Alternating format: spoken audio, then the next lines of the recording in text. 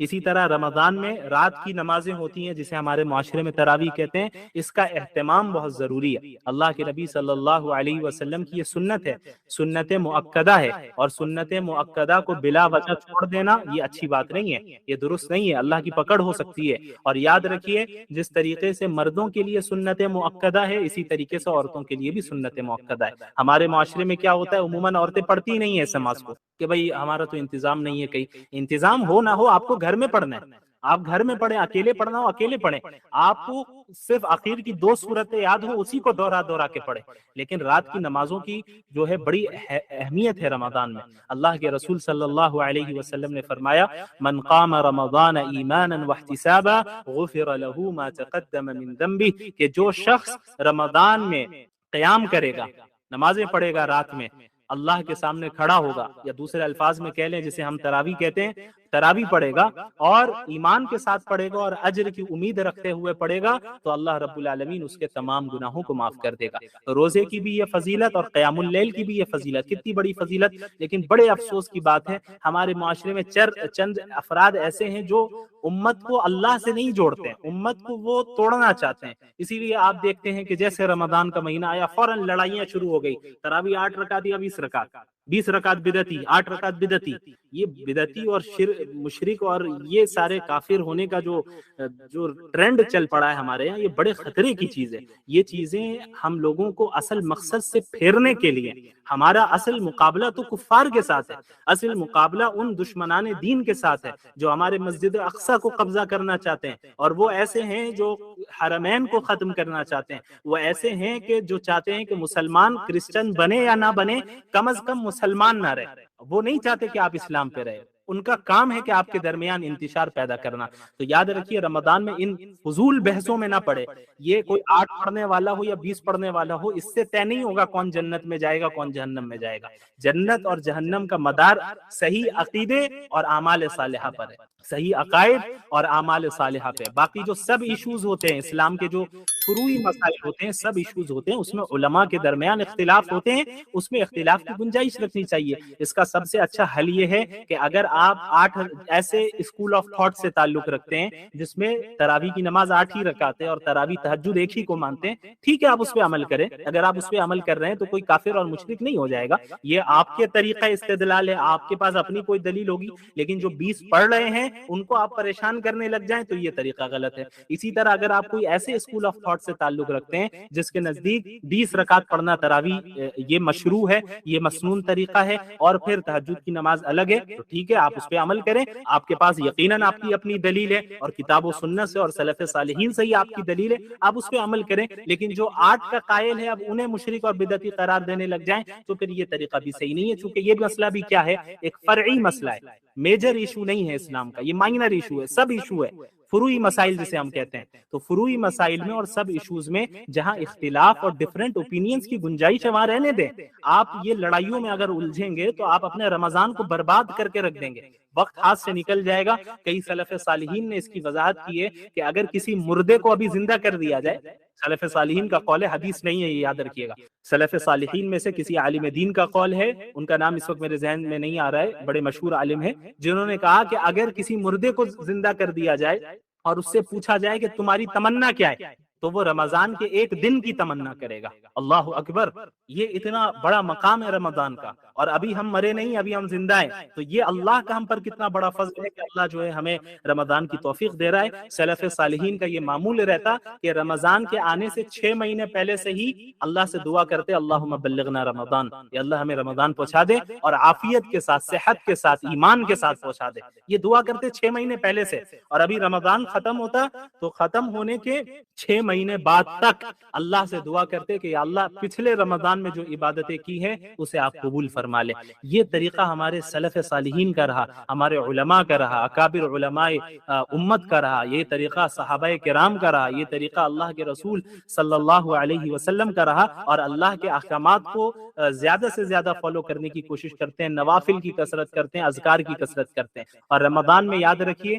صرف روزہ اور تراویح یہی 2 عمل نہیں ہیں، کہ عام دنوں میں رات کے آخری حصے میں اللہ رب العالمین بندوں کی طرف متوجہ ہوتا ہے اور کیا کہتا ہے، کوئی ہے پکارنے والا جو مجھے پکارے تو میں اسے دوں، کوئی ہے رزق مانگنے والا میں اسے رزق دوں، کوئی ہے مغفرت طلب کرنے والا میں اسے معاف کروں۔ یہ ہر رات ہوتا ہے، رمضان میں نہیں، ہر رات ہوتا ہے۔ اب آپ بتائیے پورے سال یہ اپارچونٹی ہمارے پاس ہوتی ہے، لیکن ہم میں کتنے ایسے ہیں جو اس اپارچونٹی کو اس کا صحیح فائدہ اٹھاتے؟ غور کرنے کی بات ہے۔ اور پھر رمضان کی اپارچونٹی الگ سے دے رکھی ہے اللہ نے، رمضان کے پورے مہینے، صحیح روایت ہے، کئی محدثین نے اس روایت کو صحیح قرار دیا ہے کہ رمضان کے ہر دن اور ہر رات اللہ رب العالمین ایک بڑی تعداد کو جہنم سے نجات دیتے۔ تو ہمیں اللہ سے ہر وقت امید لگائے رکھنی ہے۔ ایک بہت اہم چیز یاد آ گئی کہ تراویح کے معاملے میں بھی یاد رکھیے گا، بہت سے مردوں کو یہ دیکھا جاتا ہے کہ 2 دن اور 3 دن کی تراویح پڑھ لیتے ہیں، 3 دن میں مکمل ہو گیا اور سمجھتے ہیں تراویح مکمل۔ یہ غلط بات ہے۔ تراویح رمضان کا چاند دیکھ کر شروع ہوگی اور عید کا چاند دیکھ کر جو ہے مکمل ہوگی۔ رمضان کے ہر رات میں تراویح کا پڑھنا سنت مؤکدہ ہے، چاہے آپ قرآن مکمل کریں یا نہ کریں۔ قرآن مکمل کرنا یہ مستحب ہے، پورے مہینے رمضان کی تراویح پڑھنا یہ سنت مؤکدہ ہے۔ لہٰذا 2 دن 3 دن کی تراویح پڑھ کے سمجھتے ہیں کہ بھائی ہم نے جو ہے ماشاءاللہ تراویح مکمل کر لی اور پڑھنے کی ضرورت نہیں، یہ غلط نظریہ ہے، غلط تصور ہے، اور یہ ایسا نظریہ ہے جو عبادتوں سے بھاگتا ہے۔ اپنے مسجدوں میں ائمہ اور حفاظ کو بھی پریشان نہ کریں، امام صاحب جلدی، امام صاحب 5 منٹ تاخیر کیوں ہو گئی، امام صاحب آپ بہت سلو پڑھ رہے ہیں، یہ ساری چیزیں غلط ہیں۔ رمضان کا مہینہ عبادتوں کا مہینہ ہے۔ اللہ کے نبی صلی اللہ علیہ وسلم نے جو 3 دن تراویح جماعت کے ساتھ پڑھائی تھی اپنی زندگی میں، صحابہ فرماتے ہیں کہ ان دنوں ہمیں یہ اندیشہ ہونے لگا کہ کہیں سحری کا وقت نہ نکل جائے۔ معلوم ہو رہا ہے کہ پوری رات اللہ کے نبی صلی اللہ علیہ وسلم عبادتوں میں رہتے، صحابہ بھی عبادتوں میں رہتے، تو ہم کیوں عبادتوں سے بھاگ رہے ہیں؟ رات کے نمازوں کی ابتدا ابھی سے کر لیجئے۔ رمضان مبارک کا جو مہینہ ہے، اس کی جو برکتیں ہیں اور اس کی جو فضیلتیں ہیں، ان سے ہر ایک مسلمان واقف ہیں۔ آپ صلی اللہ علیہ وسلم کی احادیث میں اور اس سے پہلے خود قرآن کریم میں اس مبارک مہینے کی فضیلتوں کو بیان کیا گیا ہے۔ جہاں اس مبارک مہینے کی مختلف فضیلتیں ہیں، انہی میں سے ایک خاص فضیلت اس مہینے کو جو حاصل ہے وہ یہ ہے کہ قرآن کریم کے نزول کی ابتدا اسی مہینے میں ہوئی۔ اسی لیے قرآن کریم میں اللہ رب العالمین نے سورۃ البقرہ میں فرمایا کہ رمضان کا مہینہ ہے جس میں قرآن کریم کو نازل کیا گیا، جو کہ تمام انسانیت کے لیے ہدایت نامہ ہے۔ تو ہمیں اس آیت سے معلوم چلا کہ رمضان کے مہینے کا قرآن کریم سے اور قرآن کریم کا رمضان کے مہینے سے ایک گہرا تعلق ہے، ایک گہری نسبت ہے۔ اس نسبت کو سمجھنے کے لیے ہمیں قرآن کریم کے نزول کے مقصد کو سمجھنا ہوگا کہ آخر قرآن کریم کے نزول کی ضرورت ہی کیا تھی، اور اللہ رب العالمین نے اپنے آخری نبی محمد رسول اللہ صلی اللہ علیہ وسلم پر اس مبارک کلام کو کیوں نازل کیا؟ اس کا جواب بھی قرآن کریم میں ہی موجود ہے۔ اللہ رب العالمین نے فرمایا کتاب انزلناہ الیک مبارک لیدبروا آیاتہ ولیتذکر اولو الالباب، کہ یہ وہ مبارک کتاب ہے جسے ہم نے نازل کیا تاکہ لوگ اس مبارک کتاب میں تدبر کر سکیں، غور و فکر کر سکیں، اور عقل والے اس سے نصیحت حاصل کر سکیں۔ ان ھذا القرآن یہدی للتی ہی اقوم، یقیناً یہ قرآن کریم ایک ایسی کتاب ہے جو بالکل سیدھے راستے کی طرف رہنمائی کرتی ہے اور ہدایت دیتی ہے۔ لہٰذا ہمیں معلوم چلا کہ قرآن کریم کے نزول کا مقصد تمام انسانیت تک ہدایت پہنچانا ہے، اور تمام انسانیت کے لیے ایک ایسا راستہ واضح کرنا ہے جس راستے کو اختیار کر کے ایک بندہ ہمیشہ ہمیش کی جنت میں داخل ہو سکے اور جہنم کے عذاب سے اپنے آپ کو بچا سکے۔ یاد رکھیں کہ اللہ کے نبی صلی اللہ علیہ وسلم تلاوت کلام اللہ اور قرآن کریم کو پڑھنا، اس کا دور کرنا، اسے سمجھنا، اس کی تعلیم دینا تو پورے سال آپ صلی اللہ علیہ وسلم کا یہ معمول تھا، لیکن رمضان المبارک میں مزید اہتمام کے ساتھ آپ صلی اللہ علیہ وسلم اس عمل کو انجام دیتے، یہاں تک کہ حضرت جبریل علیہ السلام ہر سال رمضان کے مہینے میں آپ صلی اللہ علیہ وسلم کے پاس تشریف لاتے اور قرآن کا دور ہوتا، اور آپ صلی اللہ علیہ وسلم کی زندگی کا جو آخری رمضان تھا اس میں حضرت جبریل علیہ السلام کے ساتھ اللہ کے نبی صلی اللہ علیہ وسلم نے 2 مرتبہ قرآن کریم کا دور کیا۔ تو قرآن کریم کا نزول اسے پڑھنے، سمجھنے اور اس سے ہدایت حاصل کرنے کے لیے ہوا ہے، اور کسی بھی کتاب سے فائدہ اسی وقت ہم حاصل کر سکتے ہیں، خصوصاً قرآن کریم سے ہدایت ہم اسی وقت حاصل کر سکتے ہیں کہ جب ہم قرآن کریم کو سمجھیں، قرآن کریم کو پڑھیں، سمجھیں، صرف تلاوت تک ہی ہم اکتفا نہ کریں۔ اسی لیے اللہ تعالیٰ نے انبیاء علیہ الصلوۃ والسلام خصوصاً محمد رسول اللہ صلی اللہ علیہ وسلم کے متعلق سورۃ الفرقان میں یہ بات بھی اللہ رب العالمین نے بیان فرمائی کہ وقال الرسول یا رب ان قوم اتخذوا هذا القرآن مہجورا۔ اللہ کے نبی صلی اللہ علیہ وسلم قیامت کے دن شکایت کریں گے اللہ رب العالمین سے کہ یا اللہ، اے میرے رب، میری قوم نے قرآن کریم کو چھوڑ دیا۔ ظاہر ہے کہ کوئی بھی مسلمان یہ نہیں چاہے گا کہ اللہ کے نبی صلی اللہ علیہ وسلم اس کے متعلق اللہ رب العالمین سے شکایت کرے. لہٰذا ہر مسلمان پر لازم ہے کہ قرآن کریم کے جو حقوق ہیں ان حقوق کی ادائیگی کرے. وہ حقوق کیا ہیں؟ مختصراً میں بیان کر دوں کہ علماء کرام نے قرآن کریم کے تقریباً 6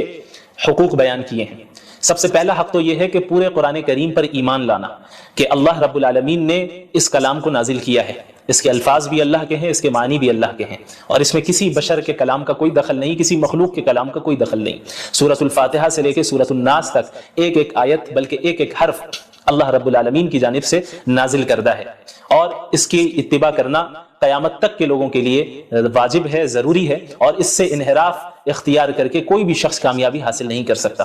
قرآن کریم کا دوسرا حق ہے اس کی تعظیم کرنا کہ چونکہ یہ ایک مقدس کتاب ہے، یہ اللہ کا کلام ہے، یہ کسی عام انسان کا کلام نہیں ہے، کسی مخلوق کا کلام نہیں ہے، یہ اللہ رب العالمین کے ڈیوائن ورڈز ہیں، یہ اللہ رب العالمین کے الفاظ ہیں، اس کے معنی ہیں، اس کی طرف سے نازل کردہ کلام ہے. لہٰذا اس کلام کی اس طرح تعظیم کی جائے جس طرح تعظیم کرنا رسول اللہ صلی اللہ علیہ وسلم نے ہمیں سکھایا ہے. اسی طرح قرآن کریم کا جو تیسرا حق ہے وہ قرآن کریم کی تلاوت کرنا ہے، چاہے قرآنی آیتوں کا مطلب سمجھ میں آ رہا ہو یا نہ آ رہا ہو. یہ ایک مستقل عبادت ہے اور یہ ایک مستقل قرآن کریم کا حق ہے کہ ہم قرآن کریم کی تلاوت کریں. جیسا کہ قرآن کریم میں اللہ رب العالمین نے انبیاء علیہ الصلوۃ والسلام کی بعثت کے مقاصد کا ذکر کیا، رسول اللہ صلی اللہ علیہ وسلم کی بعثت کے مقاصد کا ذکر کیا، تو وہاں پہ اللہ کے نبی صلی اللہ علیہ وسلم کے متعلق اللہ نے فرمایا یتلو علیہم آیاتی، کہ وہ قرآن کریم کی آیتوں کو تلاوت کر کے سناتے ہیں، اس کی تعلیم بھی دیتے ہیں اور اس کی تلاوت بھی کرتے ہیں. تو تعلیم کو الگ ذکر کیا گیا اور تلاوت کو الگ سے ذکر کیا گیا، جس سے معلوم چلتا ہے کہ قرآن کریم کی تلاوت کرنا چاہے وہ سمجھ میں آئے یا نہ آئے، یہ ایک مستقل عبادت اور یہ قرآن کریم کا ایک مستقل حق ہے. اسی طریقے سے قرآن کریم کا جو چوتھا حق ہے اور بہت اہم حق ہے وہ ہے قرآن کریم کو سمجھنا، کیونکہ قرآن کریم کا نزول محض تلاوت کے لیے نہیں ہوا، قرآن کریم کا نزول محض رقیہ کرنے کے لیے نہیں ہوا. قرآن کریم کا جو نزول ہوا ہے وہ اس میں تدبر کرنے کے لیے ہوا ہے، جیسا کہ اللہ نے فرمایا کتاب انزلناہ الیک مبارک لیدبروا آیاتہ، کہ ہم نے اس مبارک کتاب کو آپ پر نازل ہی اس لیے کیا ہے تاکہ لوگ اس میں تدبر کریں، غور و فکر کریں. لہٰذا یہ ہر مسلمان کی ذمہ داری ہے کہ اپنے رب کے کلام کو سمجھیں، سیکھیں، اور خصوصاً رمضان المبارک میں قرآن کو پڑھنے، اس کی تلاوت کرنے اور اس کو سمجھنے کا اہتمام کریں، کثرت کے ساتھ کریں، چونکہ اس مہینے کا قرآن کریم سے بڑا گہرا تعلق ہے.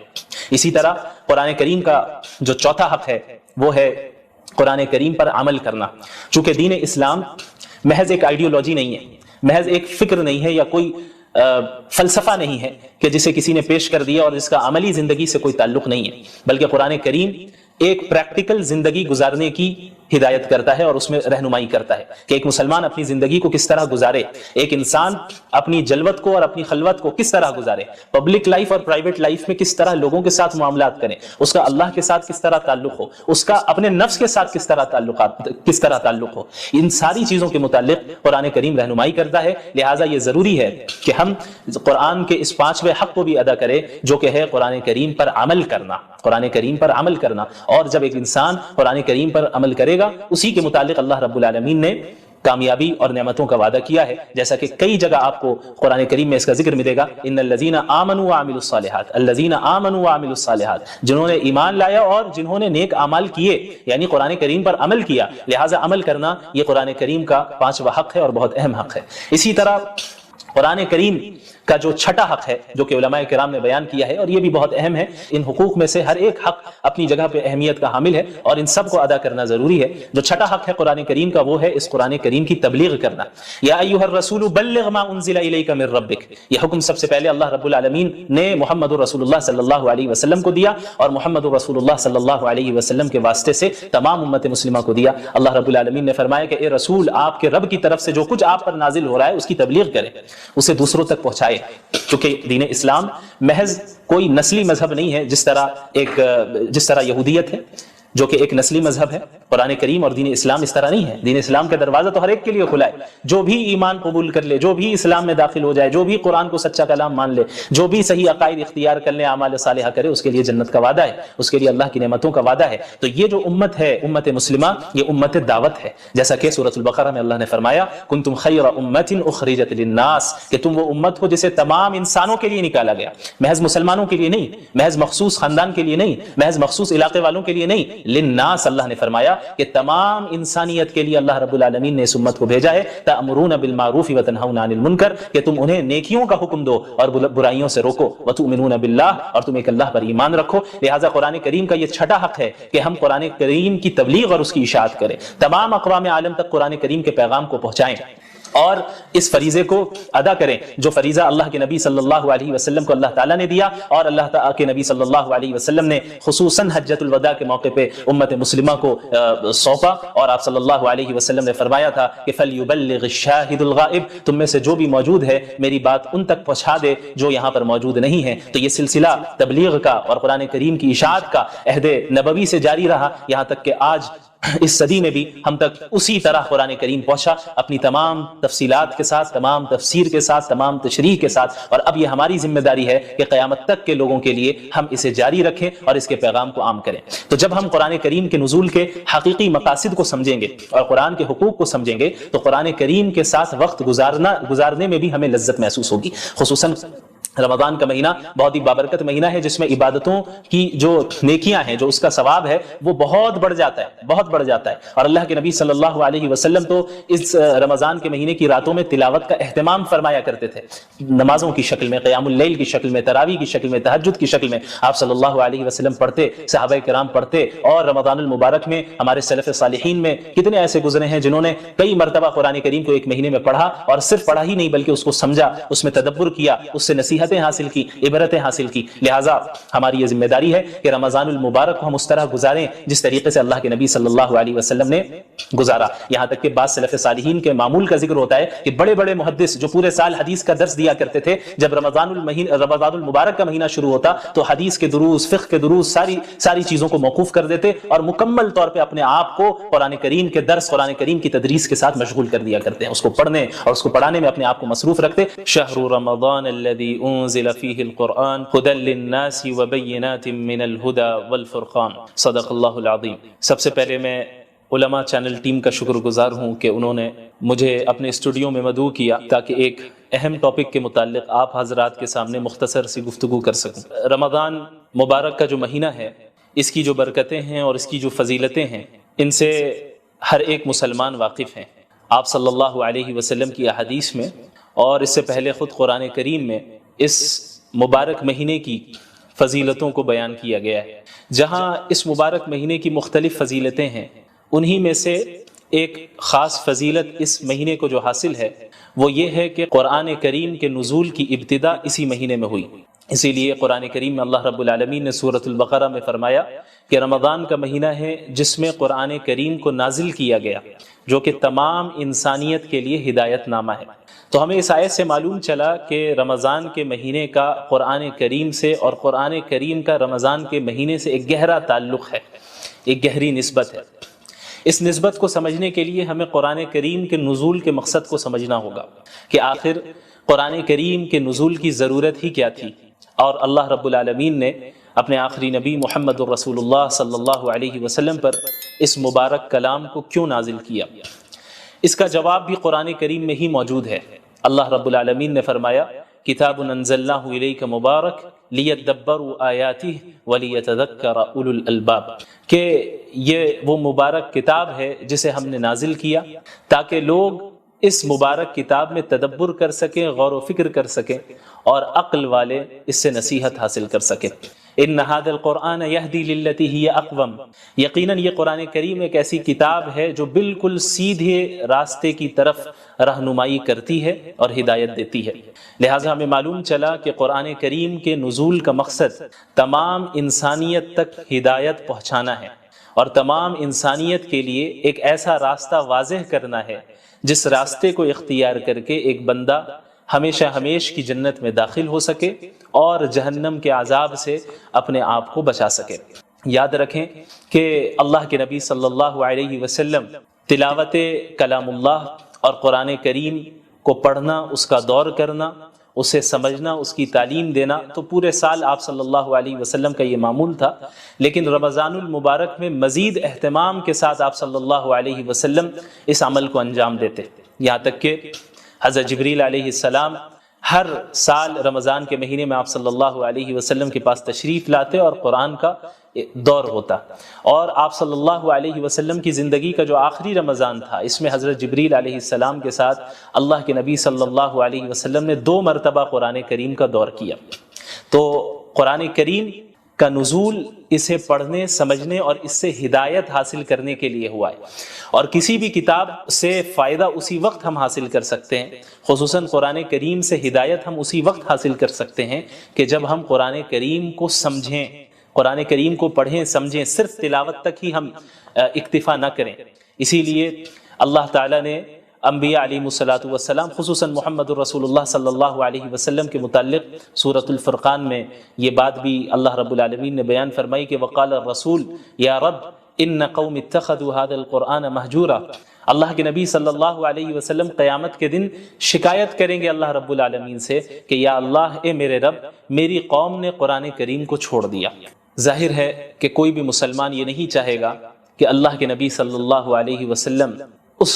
کے متعلق اللہ رب العالمین سے شکایت کرے، لہٰذا ہر مسلمان پر لازم ہے کہ قرآن کریم کے جو حقوق ہیں ان حقوق کی ادائیگی کرے۔ وہ حقوق کیا ہیں؟ مختصراً میں بیان کر دوں کہ علماء کرام نے قرآن کریم کے تقریباً 6 حقوق بیان کیے ہیں۔ سب سے پہلا حق تو یہ ہے کہ پورے قرآن کریم پر ایمان لانا کہ اللہ رب العالمین نے اس کلام کو نازل کیا ہے، اس کے الفاظ بھی اللہ کے ہیں، اس کے معنی بھی اللہ کے ہیں، اور اس میں کسی بشر کے کلام کا کوئی دخل نہیں، کسی مخلوق کے کلام کا کوئی دخل نہیں۔ سورۃ الفاتحہ سے لے کے سورۃ الناس تک ایک ایک آیت بلکہ ایک ایک حرف اللہ رب العالمین کی جانب سے نازل کردہ ہے، اور اس کی اتباع کرنا قیامت تک کے لوگوں کے لیے واجب ہے، ضروری ہے، اور اس سے انحراف اختیار کر کے کوئی بھی شخص کامیابی حاصل نہیں کر سکتا۔ قرآن کریم کا دوسرا حق ہے اس کی تعظیم کرنا، کہ چونکہ یہ ایک مقدس کتاب ہے، یہ اللہ کا کلام ہے، یہ کسی عام انسان کا کلام نہیں ہے، کسی مخلوق کا کلام نہیں ہے، یہ اللہ رب العالمین کے ڈیوائن ورڈز ہیں، یہ اللہ رب العالمین کے الفاظ ہیں، اس کے معنی ہیں، اور اس کی طرف سے نازل کردہ کلام ہے، لہٰذا اس کلام کی اس طرح تعظیم کی جائے جس طرح تعظیم کرنا رسول اللہ صلی اللہ علیہ وسلم نے ہمیں سکھایا ہے۔ اسی طرح قرآن کریم کا جو تیسرا حق ہے وہ قرآن کریم کی تلاوت کرنا ہے، چاہے قرآنی آیتوں کا مطلب سمجھ میں آ رہا ہو یا نہ آ رہا ہو، یہ ایک مستقل عبادت ہے، اور یہ ایک مستقل قرآن کریم کا حق ہے کہ ہم قرآن کریم کی تلاوت کریں، جیسا کہ قرآن کریم میں اللہ رب العالمین نے انبیاء علیہ الصلوۃ والسلام کی بعثت کے مقاصد کا ذکر کیا، رسول اللہ صلی اللہ علیہ وسلم کی بعثت کے مقاصد کا ذکر کیا، تو وہاں پہ اللہ کے نبی صلی اللہ علیہ وسلم کے متعلق اللہ نے فرمایا یتلو علیہم آیاتی، کہ وہ قرآن کریم کی آیتوں کو تلاوت کر کے سناتے ہیں، اس کی تعلیم بھی دیتے ہیں اور اس کی تلاوت بھی کرتے ہیں۔ تو تعلیم کو الگ ذکر کیا گیا اور تلاوت کو الگ سے ذکر کیا گیا، جس سے معلوم چلتا ہے کہ قرآن کریم کی تلاوت کرنا، چاہے وہ سمجھ میں آئے یا نہ آئے، یہ ایک مستقل عبادت اور یہ قرآن کریم کا ایک مستقل حق ہے۔ اسی طریقے سے قرآن کریم کا جو چوتھا حق ہے اور بہت اہم حق ہے وہ ہے قرآن کریم کو سمجھنا، کیونکہ قرآن کریم کا نزول محض تلاوت کے لیے نہیں ہوا، قرآن کریم کا نزول محض رقیہ کرنے کے لیے نہیں ہوا، قرآن کریم کا جو نزول ہوا ہے وہ اس میں تدبر کرنے کے لیے ہوا ہے، جیسا کہ اللہ نے فرمایا کتاب انزلناہ الیک مبارک لیدبروا آیاتہ، کہ ہم نے اس مبارک کتاب کو آپ پر نازل ہی اس لیے کیا ہے تاکہ لوگ اس میں تدبر کریں، غور و فکر کریں۔ لہٰذا یہ ہر مسلمان کی ذمہ داری ہے کہ اپنے رب کے کلام کو سمجھیں، سیکھیں، اور خصوصاً رمضان المبارک میں قرآن کو پڑھنے، اس کی تلاوت کرنے اور اس کو سمجھنے کا اہتمام کریں، کثرت کے ساتھ کریں، چونکہ اس مہینے کا قرآن کریم سے بڑا گہرا تعلق ہے۔ اسی طرح قرآن کریم کا جو چوتھا حق ہے وہ ہے قرآن کریم پر عمل کرنا، چونکہ دین اسلام محض ایک آئیڈیالوجی نہیں ہے، محض ایک فکر نہیں ہے، یا کوئی فلسفہ نہیں ہے کہ جسے کسی نے پیش کر دیا اور جس کا عملی زندگی سے کوئی تعلق نہیں ہے، بلکہ قرآن کریم ایک پریکٹیکل زندگی گزارنے کی ہدایت کرتا ہے اور اس میں رہنمائی کرتا ہے کہ ایک مسلمان اپنی زندگی کو کس طرح گزارے، ایک انسان اپنی جلوت کو اور اپنی خلوت کو کس طرح گزارے، پبلک لائف اور پرائیویٹ لائف میں کس طرح لوگوں کے ساتھ معاملات کریں، اس کا اللہ کے ساتھ کس طرح تعلق ہو، اس کا اپنے نفس کے ساتھ کس طرح تعلق ہو، ان ساری چیزوں کے متعلق قرآن کریم رہنمائی کرتا ہے۔ لہٰذا یہ ضروری ہے کہ ہم قرآن کے اس 5ویں حق کو بھی ادا کریں، جو کہ ہے قرآن کریم پر عمل کرنا، قرآن کریم پر عمل کرنا۔ اور جب ایک انسان قرآن کریم پر عمل کرے گا، اسی کے متعلق اللہ رب العالمین نے کامیابی اور نعمتوں کا وعدہ کیا ہے، جیسا کہ کئی جگہ آپ کو قرآن کریم میں اس کا ذکر ملے گا، ان الذین آمنوا وعملوا الصالحات، الذین آمنوا وعملوا الصالحات، جنہوں نے ایمان لایا اور جنہوں نے نیک اعمال کیے، یعنی قرآن کریم پر عمل کیا۔ لہٰذا عمل کرنا یہ قرآن کریم کا 5واں حق ہے اور بہت اہم حق ہے۔ اسی طرح قرآن کریم کا جو چھٹا حق ہے، جو کہ علماء کرام نے بیان کیا ہے، اور یہ بھی بہت اہم ہے، ان حقوق میں سے ہر ایک حق اپنی جگہ پہ اہمیت کا حامل ہے اور ان سب کو ادا کرنا ضروری ہے۔ جو چھٹا حق ہے قرآن کریم کا، وہ ہے اس قرآن کریم کی تبلیغ کرنا۔ یا ایھا الرسول بلغ ما انزل الیک من ربک، یہ حکم سب سے پہلے اللہ رب العالمین نے محمد رسول اللہ صلی اللہ علیہ وسلم کو دیا، اور محمد رسول اللہ صلی اللہ علیہ وسلم کے واسطے سے تمام امت مسلمہ کو دیا۔ اللہ رب العالمین نے فرمایا کہ اے رسول، آپ کے رب کی طرف سے جو کچھ آپ پر نازل ہو رہا ہے اس کی تبلیغ کریں، اسے دوسروں تک پہنچائے، کیونکہ دین اسلام محض کوئی نسلی مذہب نہیں ہے، جس طرح یہودیت ہے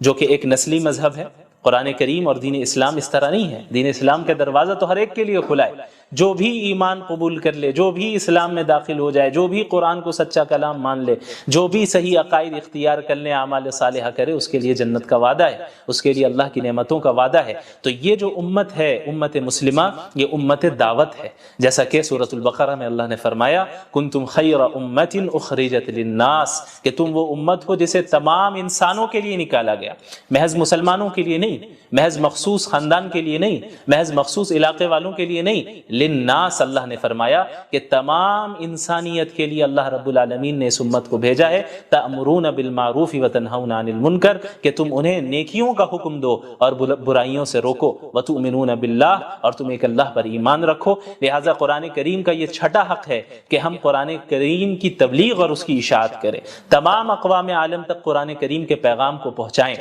اور اس فریضے کو ادا کریں جو فریضہ اللہ کے نبی صلی اللہ علیہ وسلم کو اللہ تعالیٰ نے دیا، اور اللہ تعالیٰ کے نبی صلی اللہ علیہ وسلم نے خصوصاً حجۃ الوداع کے موقع پہ امت مسلمہ کو سونپا، اور آپ صلی اللہ علیہ وسلم نے فرمایا تھا کہ فَلْيُبَلِّغِ الشَّاهِدُ الْغَائِبُ، تم میں سے جو بھی موجود ہے میری بات ان تک پہنچا دے جو یہاں پر موجود نہیں ہیں۔ تو یہ سلسلہ تبلیغ کا اور قرآن کریم کی اشاعت کا عہد نبوی سے جاری رہا، یہاں تک کہ آج اس صدی میں بھی ہم تک اسی طرح قرآن کریم پہنچا، اپنی تمام تفصیلات کے ساتھ، تمام تفسیر کے ساتھ، تمام تشریح کے ساتھ، اور اب یہ ہماری ذمہ داری ہے کہ قیامت تک کے لوگوں کے لیے ہم اسے جاری رکھیں اور اس کے پیغام کو عام کریں۔ تو جب ہم قرآن کریم کے نزول کے حقیقی مقاصد کو سمجھیں گے اور قرآن کے حقوق کو سمجھیں گے، تو قرآن کریم کے ساتھ وقت گزارنے میں بھی ہمیں لذت محسوس ہوگی۔ خصوصاً رمضان کا مہینہ بہت ہی بابرکت مہینہ ہے، جس میں عبادتوں کی جو نیکیاں ہیں، جو اس کا ثواب ہے، وہ بہت بڑھ جاتا ہے۔ اور اللہ کے نبی صلی اللہ علیہ وسلم تو اس رمضان کے مہینے کی راتوں میں تلاوت کا اہتمام فرمایا کرتے تھے، نمازوں کی شکل میں، قیام اللیل کی شکل میں، تراویح کی شکل میں، تہجد کی شکل میں آپ صلی اللہ علیہ وسلم پڑھتے، صحابہ کرام پڑھتے، اور رمضان المبارک میں ہمارے سلف صالحین میں کتنے ایسے گزرے ہیں جنہوں نے کئی مرتبہ قرآن کریم کو ایک مہینے میں پڑھا، اور صرف پڑھا ہی نہیں بلکہ اس کو سمجھا، اس میں تدبر کیا، اس سے نصیحتیں حاصل کی، عبرتیں حاصل کی۔ لہٰذا ہماری یہ ذمہ داری ہے کہ رمضان المبارک کو ہم اس طرح گزاریں جس طریقے سے اللہ کے نبی صلی اللہ علیہ وسلم نے گزارا۔ یہاں تک کہ بعض سلف صالحین کے معمول کا ذکر ہوتا ہے کہ بڑے بڑے محدث جو پورے سال حدیث کا درس دیا کرتے تھے، جب رمضان المبارک کا مہینہ شروع ہوتا تو حدیث کے دروس، فقہ کے دروس،